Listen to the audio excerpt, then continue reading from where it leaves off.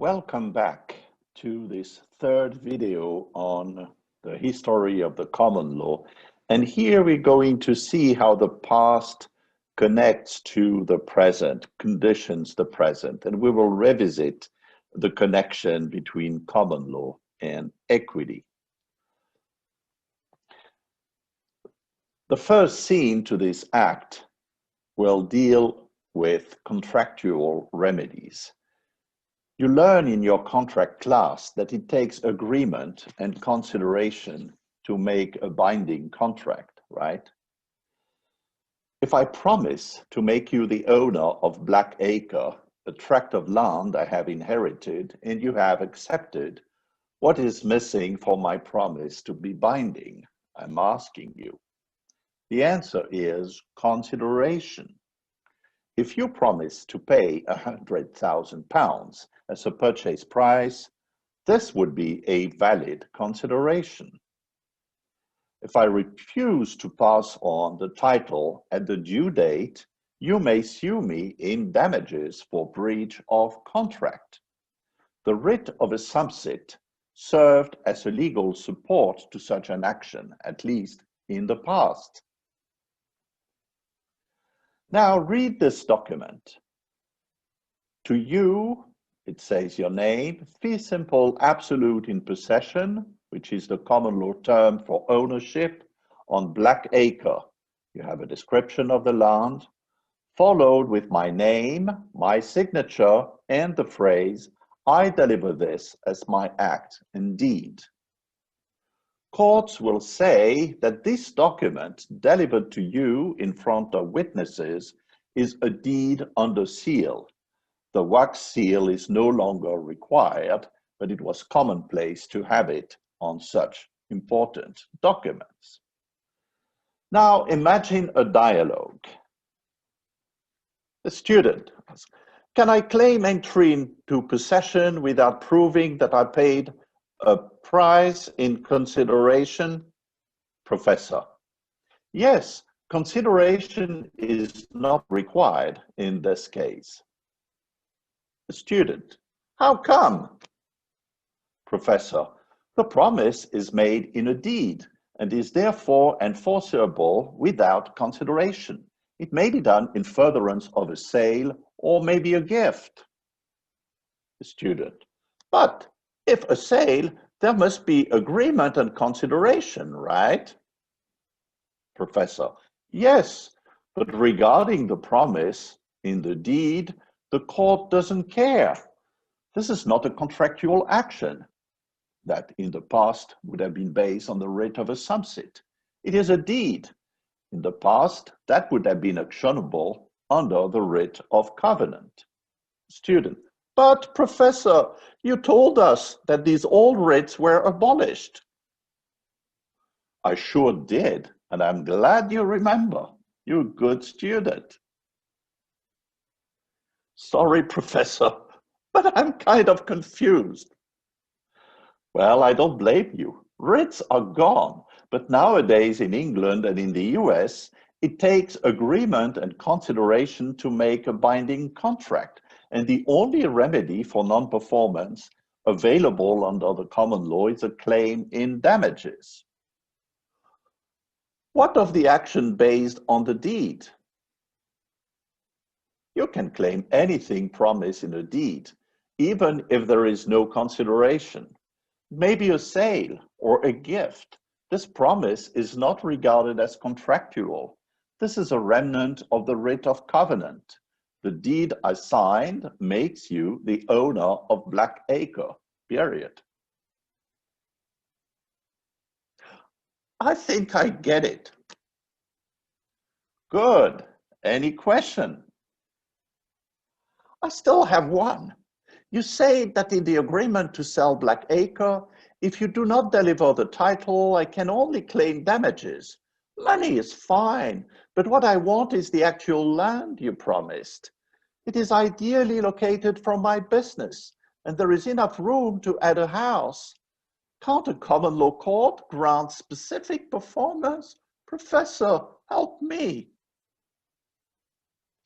Sadly, the answer is no. and this was not in the purview of the writ of assumpsit. Damages are the only legal remedy. Too bad. Has equity a remedy in stock? I see you watch the videos carefully. The answer is yes. There is an equitable remedy in specific performance. It is routinely granted when the thing you contract for is unique, like land or collectibles. Great! This is all I need. And with respect, Professor, as long as a remedy exists, why should I care whether it is legal or equitable, huh? Watch out. I would pay attention to that. How come? Your claim in specific performance is in equity. The judge exerts discretion. Do not forget this. You may not get the house if the judge finds out that you misbehaved in the past, even if this did not relate to the deal. But earlier misbehavior may affect my claim in damages, right? Not under the common law, unless it vitiates the contract. You may have defrauded others, including the IRS, or caused the ruin of others. It is irrelevant in a common law claim. Even, I've been told, the US president knows that.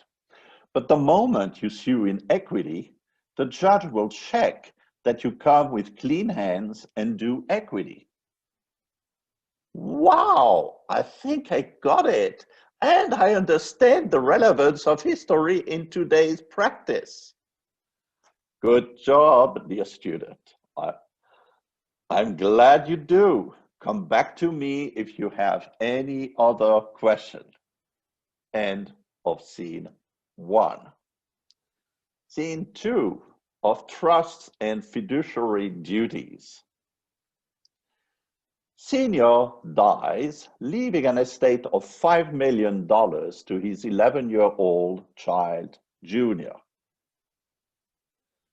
In most civil law countries, Junior would become the owner from the day of Senior's death and would be represented by a tutor acting as Junior's mandatory, the name we give to agents in the civil law. Any sale or part of the estate would have to be authorized by a court.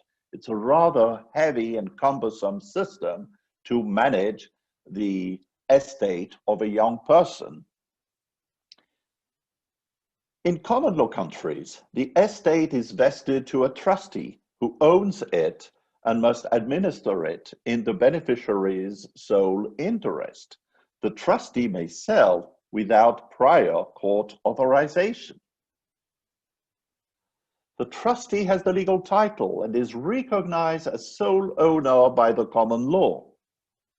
Junior, in her capacity as a beneficiary, has an equitable interest on the trust property and will own it at her majority or under the conditions that have been set up in the trust instrument, the document creating the trust. The trustees owe strict fiduciary duties to the beneficiary. For instance, they must keep away from any action creating a conflict of interest with the beneficiary. Where is all this coming from? And how come I am referring to legal title, equitable title, equity here, common law there? Let us try to clarify a little bit of history there again, my dear students. Well, equity remedied some deficiencies of the common law, and I have a sweet example for you, taking you back to the Middle Ages. You have a lord on the left of the screen, referred to as the settler. You will understand why. This lord is called by the king to fight war in France or in the Holy Land during the Crusades. This is a little bit annoying because the Lord will be away for some time in a dangerous venture, maybe killed on the battlefield or die of the plague or any other disease. Death is not always glorious, which doesn't make you a loser. What can you do? You want to preserve the interest of your wife and of your child, the heir who will inherit the castle and the vast domain that you actually control. But there was a snag. The common law back at the time did not allow you by testament to transfer land to your child or to anyone from that matter. So testament doesn't work. You may think of appointing an agent who will act on your behalf. Nice to say, it's a very modern concept, but the law back then, the law of agency, was not developed. So the only way that has been found was for the Lord to find a friend, a person you would trust, hence the word trusty, but which will appear way down the line. The Sestwike trust, that person was called at the time. You would actually transfer ownership, transfer title of everything you own, the castle, the forest, the land, etc., to this friend. And the friend would promise that to administer the property in your best interest, and in case there is bad news, to keep administering the property until your child is of age, and then to make the child the owner. Well, nicely said, but imagine now that the settler does not come back, the beneficiary comes to be of age, the trustee comes to him and say, young man, now you are the one in control. You are the Lord. Here is the key to the castle. You have this land. All this is yours. And the child says, oh, yes, uncle, but what about the forest where dad was hunting when I was a child? Sorry, young man, but that one is mine. I'm keeping it for myself. This is a huge forest full of game. It is of great value, at the time. What are the remedies available to this young person? Try to go to court and request and claim that you are the owner. The trustee will come here with a document of title saying that the settler has been transferring all his rights to the trustee. The beneficiary will try to argue, but yes, but the trustee promised to give it to me in due course. The common law courts are going to say, yep, but we see no contract here. There's been no consideration. By the way, at the time when these cases occurred, the law of contract and the doctrine of consideration had not even been developed. What a court of common law would say, the trustee has the title, the trustee owns the land, he can keep the forest. Be happy, young man, that he gave you the key to the castle and all the agricultural land around. Frustrating, right? You will probably advise as counsel this young man to go to the chancellor, which the young man will do.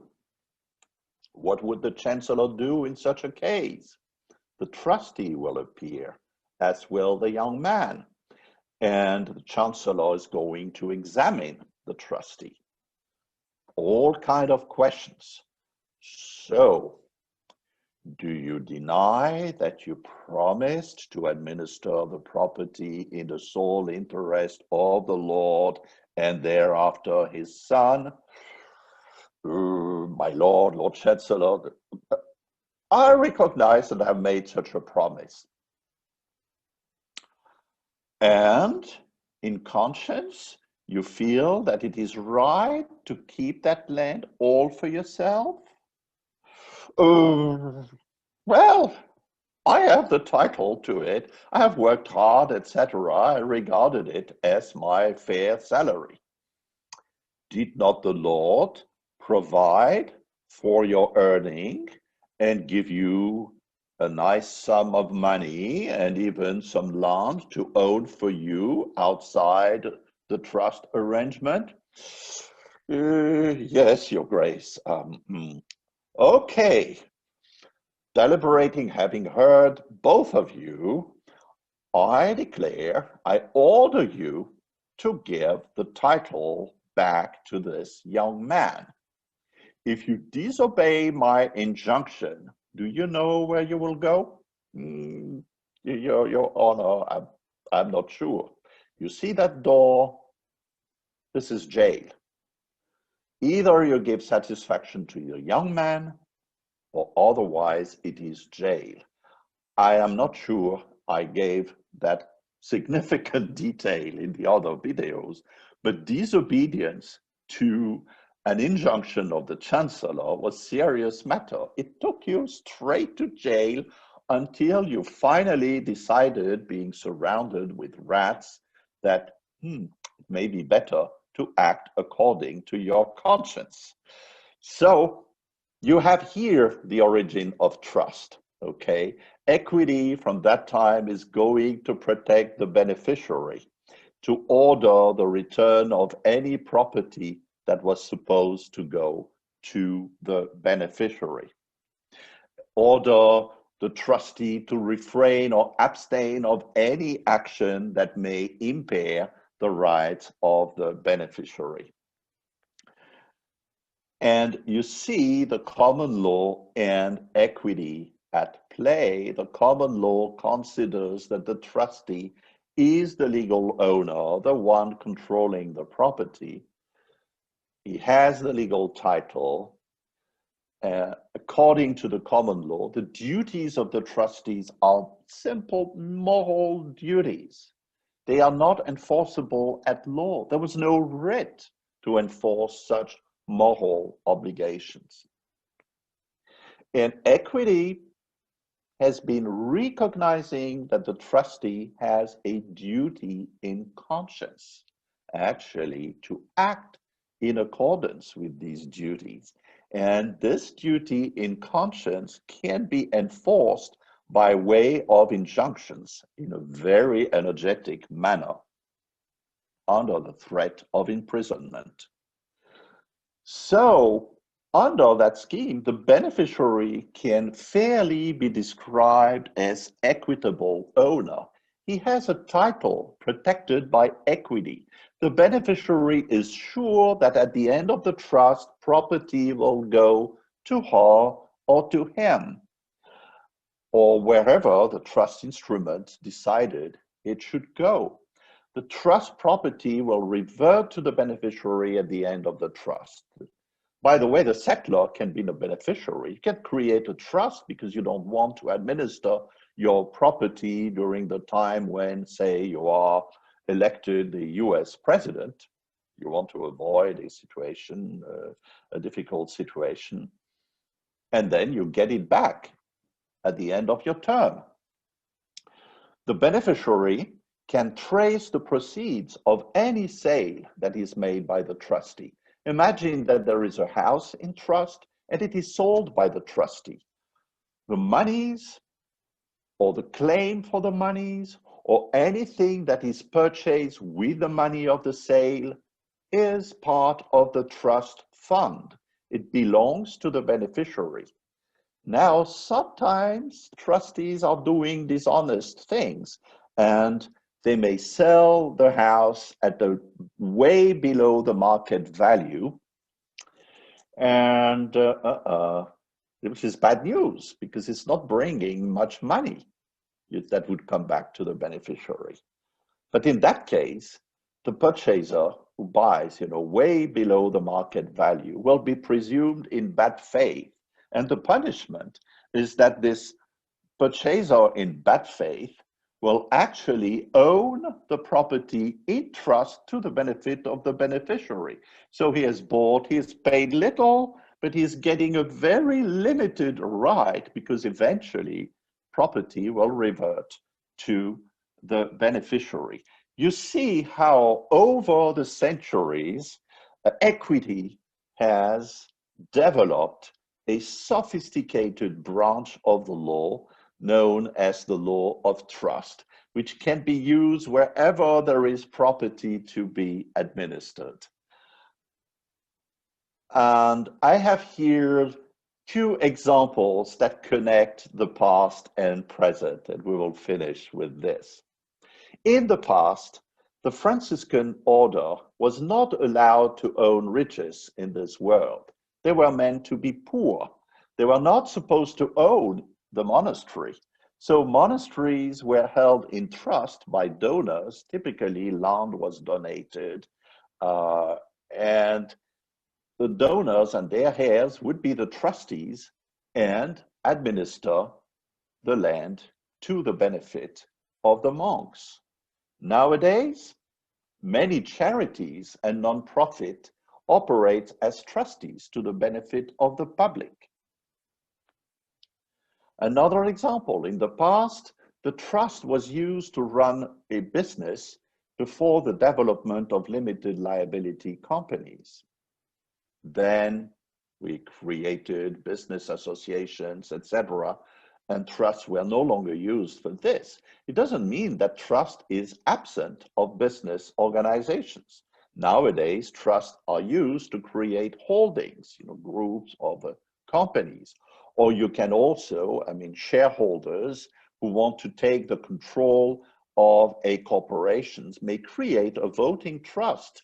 They give their shares in trust to a shareholder who will collect the votes and will manage, of course, the shares in the best and sole interest of the beneficiaries. And there are many other usages of trust in the area of commercial law. I could multiply the examples, but you understand from there how the past has been shaping the present, and I dare say the future.